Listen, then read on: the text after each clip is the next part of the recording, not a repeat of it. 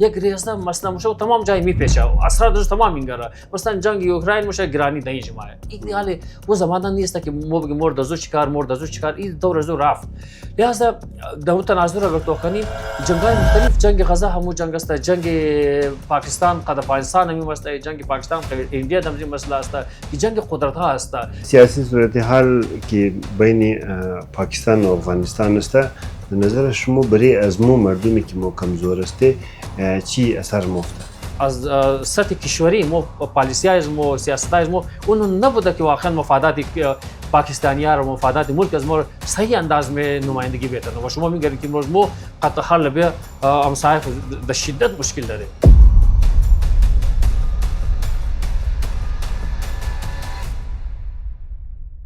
اعوذ بالله من الشیطان الرجیم بسم الله الرحمن الرحیم.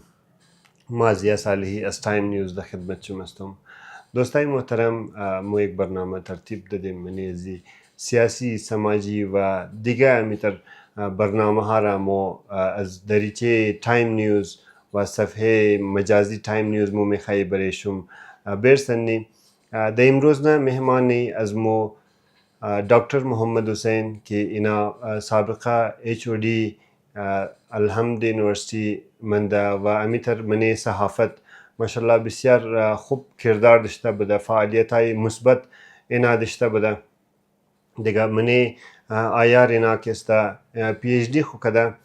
و منی سیاسی و سماجی و مختلف چیزای معاشره که است بسیار خوب عبور داره. امزو بابت مو اینا را امروز زحمت داده در برنامه خوی کده تاکه نظریاتی از اینا را درباره مختلف چیزای سوالایی که مدری بینگرنیم. دکتر صاحب بسیار اول که است شما خوش آمدید میگی که تشریف آورده. دویم ای که یکی بسیار یک شورت مختصر درباره از خودون خو بگین و از بعد که است برنامه شروع. بسم الله الرحمن الرحیم. بسیار زیاد تشکر آقای صالح از برنامه شما و واقعا قابل قدر است که یه تر موضوعات شما و خاص کر سیاسی موضوع انتخاب کردین که ضرورت بسیار زیاد است. همونطور که شما گفتین ما محمد حسین است نام از ما دوستا در نام حسینی زیاتر یاد مونم و من آیار ما PhD کردم و با عنوان HOD سوشال ساینسز یک چند سال خدمت انجام دادم در الحمد اسلامیک یونیورسیتی و از 2000 تقریبا مختلف مجله ها روزنامه ها آرتیکل وغیره لکای کرده رایی بودم و مختلف سمینارها شرکت کردم. از این بابت کم علاقه‌مند هستم که مسائل سیاسی قلم زنی کنی یا گفتگو کنی و خوشحال هستم که در برنامه شما حاضر شدم. بسیار زیاد تشکری که شما شرکت کردین. آقای حسینی صاحب، امی دور حاضر که دنیا را شما در چی نظر میگیرین؟ در منی خطه همونطور که در جنگ شروعه و امیتر در نزدیک امسایه ما امیتر سیاسی صورتحال بسیار انتر کشیده است. شما در این بابت چی نظر دارین؟ شما درست اشاره کردین. واقعا دنیا بسیار زیاد جنگ در دنیای پاور پالیتیکس که مفادات قدرت حرف اول میزنه و در اینجا یگو اصول یا اخلاق یا ارزش ها زیاد چندان روش حساب نموشه. از این حواله بسیار زیاد انسرتینیتی یا بدامنی یا یک غیر پایدار صورتحال مومنگری مشاهده مونیم و از این حواله اگر شما توخین در تمام دنیا یک کشمکش قدرت میان قدرت های بزرگ مثل امریکا و چین، امریکا و فرسر ایران یا مثلا امریکا و روسیه دیگه مسائل مو زیاد میگری و در روزا شما شاهد از چیز است مشاهده مونیم که بسیار زیاد در سر جهان یک کشمکش سیاسی، اقتصادی و فرهنگی ادامه داره و شروع است. لہذا یک انسرتینیتی که ما عرض کردم و جنگ قدرت ها به شدت جاری است و شاید وجه زیم همی باشد که از چندین سال اخیر در شرق و غرب سیاسی ماهرین اونا همی پیش بینی ها میکردن که پاور شیفت شده رایه در از غرب سوی شرق پاور شیفت میشه و هژمونی امریکا دیگه مزید شاید ادامه پیدا نکنه و دیگه دنیا از یونی پولر سونی ملتی پولر رایی است و از این بابت که است این قدرتی گپ است که با وقتی که یک هژمون یا یک ابرقدرت یا سوپر پاور وقتی که قدرت خود میخواد از دست بده یا قدرت از دست بره یا حیثیت در خطر باشد دیگه این قدرتی گپ است که کشمکش های سیاسی اوج میگیره، جنگ ها شدت پیدا مونه که در زمان مشاهده زمونی و شما می‌گرین که از خود امریکا گرفته که مثلا دمی جنگ روسیه و اوکراین شما شاهد هستین که از 2 سال زیاد رو تیر میشه و لاکها آدم کشته شده. آقای سالی این در میدیا زیاد نمایه، لیکن حقیقتی است که لاکها آدم کشته شده از هر دو طرف، مخصوصا از اوکراین بخی زیاد کشته شده و دیگه خب در پس اوکراین پورا غرب است، امریکا در پس از او پورا طاقت خو استعداد است و یک جنگ بسیار تمام عیار در اونجا ادامه داره که ما می‌گریم. همچنین در سطح معاشی اگر متوخنی روسیه چین یک طرف، امریکا یک طرف، مخصوصا چین بسیار نمیگه تف تایم داده امریکا را و به خاطر از اونا در مسئله خلاصه تایوان که در بانه تایوان که در یگو دیگه موضوع تریف و غیره، چین خب صحیح نمیگه روی درو است و جنگ مخصوصا دریایی در مختلف مناطق که است یا اردو در قدرت در شدت روی بروی یک قرار گرفته و بسیار کلان یک نمیگه عسکری و معاشی جنگ کها جاری بود نیز اردو عالی خطر زیاد که عسکری طور پر اینا روی بروی شونه.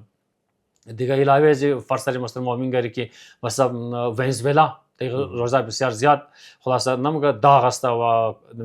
برنینگ ایشوز شامل شده ونزوئلا و ونزوئلا مازی خاطر خلاصه اون در نیوز زیاد ما چون که تصدیق‌ها را پیش بینی مونه و ایر موقع علت از جنگا که چون که در میدل ایست امیت شما که میگرین جنگا در شدت ادامه داره چون که انرژی نمیگه تیل و گیس مرکز شینجه ٹھیک. خب بعد از اینکه امریکا یک قسم مثلا این پیش بینی مونه که ممکنه این برنامه از ما کامیاب نشونه، پلان هایش دا کامیابی के साथ एगो नतीजा न दा देखो हम ज्यादा पेश बनी कदा कि फर्स्ट रेंज अगर मा दिस्तिम बस्ता शुरू इंज एनर्जी आदा दिस नमाद मा नमगा नेम बदल जी मा चिकार कनो वेनेजुएला कि वाकई नमगा सरशार az एनर्जी asta unji के asta वो आल दबाने मस्ता मुझ हो दिगा एगो बहाना न दर unji दर मगा फर्स्ट रेंज मस्ते ना मंशियात के asta بسیار زیاد के asta कारोबार सुनना व मुल्क अजमर खराब कदा वही मसाइल बहाने गिरफ्ता دونجی د ونزوئلا حالات خراب کردی و هر روز ما خلاصه لشکرکشی و ونزوئلا را ما کست حکومتی ختم مونم به خاطر از است که جنگ مفادات است و تمام جنگ بره انرژی است دیگه. همچنین در موضوعات مختلفی که شما میگرین در سراسر جهان در امزیس است که است جنگ ادامه داره. डॉक्टर साहब अमितर की हमसाय ममालिक मो कदमजी मुल्की पाकिस्तान मो दईते मा बसियार कशीदगी बसियार قوی داره یعنی درباره ازش موچی میگین هر سیادم واقعا نمیتونه وقتی که جنگ قدرت ها شروع میشه واسه یک جای محدود نمونه آقای صالحی مثلا نمی است نه مثال کے طور پر یگو بغیر فرض مثلا د ونزوئلا جنگ یا مثلا جنگ روسیه و اوکراین دزمو چیکار این دنیا نه بقول ایار که یک اصطلاح داره گلوبال ویلیج دنیا گلوبال ویلیج جوړ شده یک ریاضه مثلا مشه تمام جای میپیشه اثر در تمام میگره مثلا جنگ اوکراین مشه گرانی دای جماعه این حاله و زمانه نیست که مورد دزو چیکار این دور زو رفت. لہذا در تناظر اگر تو خنی جنگای مختلف جنگ غزه همو جنگ است، جنگ پاکستان قد افغانستان همی مسئله، جنگ پاکستان اندیا دمزی مسئله است که جنگ قدرت ها است. یک طرف مثلا فرض امریکا است، مثلا هند قد خود کوشش داره که قد خود بگیره و کشورهای غربی قد خود میخواد بگیره. از دیگر لباک است روسیه کوشش میکنه که مثلا افغانستان اندیا اگر بهتره قد خود بگیره. خب پاکستان هم دمزی کشمکش است. حال شما اگر میگرین که مثلا پاکستان قد اندیایی امی جنگار گرفت و او بقول تمام موقع که مثلا بعد از که اینجا مثلا ارباب اقتدار موقع ترامپ خصوصی نشسار کردن این مسائل زیاد داغ شدن. خب از دیگر لباک اندیا است او گایستون روسیه مور گایستون امریکا مور چون که در دنیای مفادات هیچ یک چیز مستقل نیست، نه دوست مستقل است نه دشمن مستقل است. لہذا هر کلان طاقت چی روسیه باشد چی هند باشد یا چین باشد یا امریکا باشد اونا کوشش زیاد نموگا کشورها را همسوی از خود کنن، هم خیال از خود کنن و دیگه والا هزار لحاظ که اونا بهتره استفاده مونم. این فرض اگر پاکستان قد افغانستان حالات شتیر است این بالکل دیگر نموشه که مورا از تناظر پاکستان روابط قد امریکا را در نظر نگیری این جنگ را مو بخوای دیفاین کنی یا اکسپلین کنی ممکن نیست. جنگ پاکستان قد افغانستان همچنین است واقعا نه در قدرت خودم که کانکت است. سیاسی صورتحال که بین پاکستان و افغانستان است در نظر شما برای ازمو مردمی که مو کمزور است چی اثر مفته؟ همین است که از شروع که ما نمیگم شما را تشکر کردن که برنامه شروع کردین. همین مسائل است آقای سالی. اگر ما واقعا هر ملتی هر قومی که راجع به سیاست جهانی راجع به سیاست دنیا ناآگاه باشد و تصمیمای درست در موقعش نگیره، حتما مشکلات در پیش هست که واقعا ما نمیگم در کجا قرار بگیریم و در برای ما خواهد چی اثراتی بله. یا همچنین نمی است که واقعا سیاست‌های مستقل، سیاست‌هایی که دورپا باشد، دیرپا باشد و دوراندیشانه باشد، واقعا تا پیش ما پیش بینی کنی که ما چی استراتژی اپناو کنی، چی کار کنی که در مفاد قوم از ما، در ملک از ما باشد. ما چون مثلا است آذر، لیکن مثلا فرض مثلا در جغرافیای پاکستان قرار داره و به عنوان یک پاکستانی اینجا ما زندگی مونی دیگه چی کاری کنی که واقعا اون هم نباشد که برای دیرپا و مفادات از ما را در خطر ننداخته. از این حواله است که این جنگارم اگر هرچی ما بهتر درکنی بخیال از ما بهتر است. ولی در شارت ترم یا در ما بگم که ما این کار کنی خوبی کار کنی بعد شاید موقعش زود باشد و مناسب هم نباشد که دی برنامه ما خلاصه در دپت از باره ها یک برنامه مخصوصی باشه که در برای گفتی ولی دست. لیکن چون که اولنا برنامه است و در نظر ما اورال که در دنیا را مسائل سیاسی یک یک بی‌طرفانه و گفتش unbiased हो که تو خنی که در دنیا چی شل داره تا که کلان سیناریو بفهمی باز در ما بهتر تصمیم گرفتن میتونی که فرض مثلا ما در جنگ مثلا اگر ایت جنگ مثلا افغانستان پاکستان باشه ما در کجای قرار داره. اگر فرض هر نوع دیگه مثلا فرض روابط پاکستان قد هر کشور دیگه خراب باشه ما بهتر تصمیم گرفته بهتنی. لہذا بهرحال اینجا است که فی الحال هم کلان گبی است که متاسفانه پورا از سطح کشوری مو پالیسی از مو سیاست از مو اون نبوده که واقعا مفادات پاکستانی‌ها و مفادات ملک از ما صحیح انداز میں نمایندگی بهتن و شما میگید که امروز مو قطع حل به امسای به شدت مشکل داره. خب اول خویی است که واقعا باید نمیگه سیاسی تجزیه‌کارا از مو وزارت خارجه از مو یا اونایی که واقعا قدرت دیش است اونها ول تصمیم درست بگیره. موها که از بعد مای اول اونها قدرت اونها تصمیم صحیح بگیره. اونها تو خنه که قد کی باید جنگ کنه قد کی باید دوستی کنه در چه حد دشمنی کنه در چه حد جنگ کنه در کدام خلاصه مو ایت نمیشه گفت مو نمیتونه که در دنیا کشور تنها ما طالبان جنگ کنم یا نکنم تنها از مو طالبان رفتی در این پاسیبل نیست. لہذا است که در نظر ما بعض ما ارز کردم که اگر این برنامه های اشمو جاری بمونه و واقعا ما بهتنی جوانای صوت را درباره مسائل سیاسی شعور و آگاهی بیشتر بدی یقینا دیگه از بعد ما بهتر میتونی تصمیمات بگیری. امروز واقعا دنیا هر کردم که یک عجیب غریب و می پاور شیفت که شده یا آقای سالی گفته ای موشه که مثلا تا 2030 دیگه امریکا مزید هیچ بار نمونه. امریکا دیگه مزید طاقت نمیگه یک تانی در دنیا نمونه. واقعا پاور شیفت میشه از مغرب در شرق مایه سنی ایلب مایه. خب خلاصه آیا ما برای زودم چی پالیسی باید داشته باشی؟ پاکستان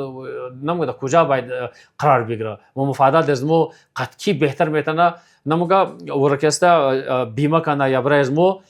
گارانتی بده که مفادات از ما قد فیلا خوبتر و بهتر میتونه شونه. لہذا است که در نظر ما کلان سیناریو باید بفهمی. امروز مخصوصا جنگ وحشتناک غزه دنیا رو واقعا یک نوع نمک تقسیم بندی کرد. یک نوع بلاک که است دنیا گفتم میتونه در دو حصه تقسیم کنه. اونایی که حامیه از ناست و یک از که مخالفین از مثلا جنگ غزه است که مثلا مخالفین غزه مراد که اونایی که مثلا میگن غزه باید ختم کنه غزه نباشد مثلا اسرائیل و پشت اسرائیل اونا در جیب قرار گرفته. اونایی که میگن ظلم است نسل کشی است و واقعا که است باید جنگ روکشونه اونا در جیب قرار گرفته. شما نمیگه بسیار دروشن میگن که در پر دنیای دمزی حوالی غزه تمام انسانات دو تقسیم شده. لہذا اینا دنیا شدت تقسیم بندی ها جنگ قدرت ها ارزش ها اصول ها چی بگم مختلف تیوریز چینج شده رਹੀه. دوز بسیار کم مدعی علی گفته میتونه که مثلا خبر نیم که مفادات بسیار زیاد گروه بندی ها بسیار زیاد تقسیم مو میتونه کنی کشورها خلاصه 12 تقسیم بندی ها شاید جزئی بهتره اما اورال کلی طور پر یقین که امی است که امریکا و اگینست امریکا چیه نه ما بین از شما گفتم روسیه چین که قدرت های بزرگ هند است دیگه ایران هم که است یک نوظهور قدرت است که میگرین تیم روی بروی غرب است دیگه اینها را ما هر چی بخیال از ما بهتر بفهمی بس ما میتونی برای ملک خود و برای قوم خود خو یک نو نقشه درست کنی ترسیم کنی بکشی و تو خانی که ما در کدام جایگاه قرار میگیریم لیکن اورالی است که باید ما از مسائل روز بهتر آگاه باشی تا که جنگ قدرت ها رو بفهمی و جایگاه از خود رو بهتر تشخیص بدی. دکتر صاحب در نظر شما آیا یک بلاکی که در خلاف امریکا جوړ شده و همی که نو گروپ که جوړ شده در نام بریکس و غیره آیا در خیال شما اینا مقابله امریکا رو میتونه با وجودی که منی امزی تیمی که بریکس جوړ شده اینا زیادتر شی حامیای امریکا شاید ممکن باشه؟ اگرچه به شما ما تایید میکنم که امریکا درسته که هژمونیش در خطر افتاده و بسیار نمگه حالروز خوب نداره اما خوب هنوزم سوپر پاور است هنوزم نمگه قدرت به شدت باقی است در این حد نیست که ما ختم شد الان نیست واقعا هنوز بسیار از لحاظ هر لحاظ عسکری و سیاسی و فرهنگی و از هر لحاظ و بسیار زیاد در پاور است از خاطر خود میگه در ات تایم چندین ممالک در سر جنگ است و از این لحاظ نو داوت که بسیار زیاد پاور هنوز داره اما هم شکی نیست که خوب همی شما که اشاره کردید شنگایی بگی یا بریکس بگی اینها ورخطا کرده گفته ازرگی ورخطا کرده و امریکا تیک تاک پریشان شده شاید ما دیروز گویا میخواندم که چاینا قد مزید خبر دیم 10 یا 12 یا 14 ممالک است در یوان از خود که است اکسچنج از بعد تبادله تجاری مون یا مثلا روسیه که است چندین ممالک اینا مطلب قد کرنسی از خود لندن مون یعنی نه فقط قد کرنسی از خود بلکه سویفت هم استعمال نمونه که کلانترین هتیار امریکا است و دلار که مطلب جان امریکا طاقت امریکا دلار است در دلار در خطر انداخته دین که قدر لحاظا بدون شک بریکس شنگایی و این گروه های جدید که در مقابل امریکا سر بال کرده اینها ورخطا کرده و اونها واقعا پریشان کردن از این است که ترامپ که است تریفای کٹا موگا تهدیدات زیاد یا دمکیای زیاد میده اینا از این خاطر است که واقعا اونا برای یک چالش یا بحرانی واقعا ایجاد کردن لذا است که اینا نظرانداز امریکا نمیتونه شاید در زودی ما نمیگم اما همونطور که عرض کردم این پیش بینی ماهرین است که تا 2030 دیگه امریکا مزید هجمون نخواهد باشد. دکتر صاحب شاید بعضی کس بریکس را دربارهش خبر نباشه اگر شما یک شورت اینترودکشن درباره بریکس اگر کنیم که بریکس تمی قدرت‌های نوظهور معنی مثلا همین عرض کردم که مثلا برزیل و غیره است حتی هندیا سعودی ایران روسیه چندین ممالک است اینها یک گروه های جور کرده که مثلا برنامه چی است که مقابل امریکا باشد یعنی امریکا را هژمونی امریکا را در میدان عسکری و اسپشیالی در میدان معاشی اقتصادی و یک टफ टाइम بیده و چالش بیده لہذا گفتم کوشش در که الگ سے کرنسی جور کنه کوشش در تجارت خو مابین خود زیاد کنه و پابندی امریکا رو دور بیزنه و خلاصه سویفت استعمال نکنه سویفت که در دیش امریکا است سویفت سے هارد کرینا از خود سیستم باشد دیگه شنگایی هم شما شبه از این میگرین مابین از گفتم قدرت های نوظهور هند چین سعودی امارات پاکستان هم بخیر در بعضیش تداوت کرده تا در ذهن میگیریم است دیگه ایران و غیره اینها است که اینها تعداد زیاد شده ولی شاید نزدیک دور شاید 25 ممالک است مابین زیشتم بودن و اینها تقریبا نمگا خوب کلانترین است باز همیه که روسیه و چین است شما میگن که نه رضا نام نیست و رضا کشورهای نیست و در دور برزی که ممالک است گفتم مثل برزیل و اندیا اینا اندازه کنید که خلاصه نمگا نامای رضا نیه و تیک تاک معاشی و عسکری طاقت هستند لذا اینا در برابر G7 امریکا که سر بال کرده خب G7 معاشی طور پر از غرب است یا فرض نیتو از عسکری مثلا نمگا یا یک الاینس از ناست خوب در مقابل از نا وقتی که اینا مثلا سر بال مونه و تجارت جدا کرنسی جدا و بانکینگ سیستم یک الگ سیستم گپ میزنه دیگه ده صورت درز قبول نیست این است که اونا در شدت از این نگران است و ترت بهش صحیح ترت است ما بگم سواد دیگه سوا ختمونه نه اما یکی همونطور ما از چندین سال پیش بینی میشه که تا 2000 همی یعنی 2020 تا 2030 گفتم میدن که نمگه پاور شیفتینگ که است ارزش همی اهمترین دورش است و ممکن است که زودتر همی انجام بگیرم. بسیار زیاد تشکر دکتر صاحب که شما نظریات خورا درباره سیاست و درباره حالات حاضره که من خطه و من از دنیا که در چل داره یا قدی ناظرین گرامی از مشیر کردین. دوستای محترم ناظرین گرامی، هر سوالی که شما از دکتر صاحب دارین شما در من کامنت یا در اینباکس برای از ما رای کنین. ما در نیکست برنامه انشالله از دکتر صاحب سوال منی. دویم چیز که این برنامه را ما کوشش منی که تسلسل چی بیلی و همیتر کسته هر هفته ما ایرا جاری اشته بیتین. تشکر بسیار زیاد. مازیار صالحی از تایم نیوز. خدا حافظ و ناصر. تشکر و خداحافظ شما. بسیار مهربانی. مهربانی.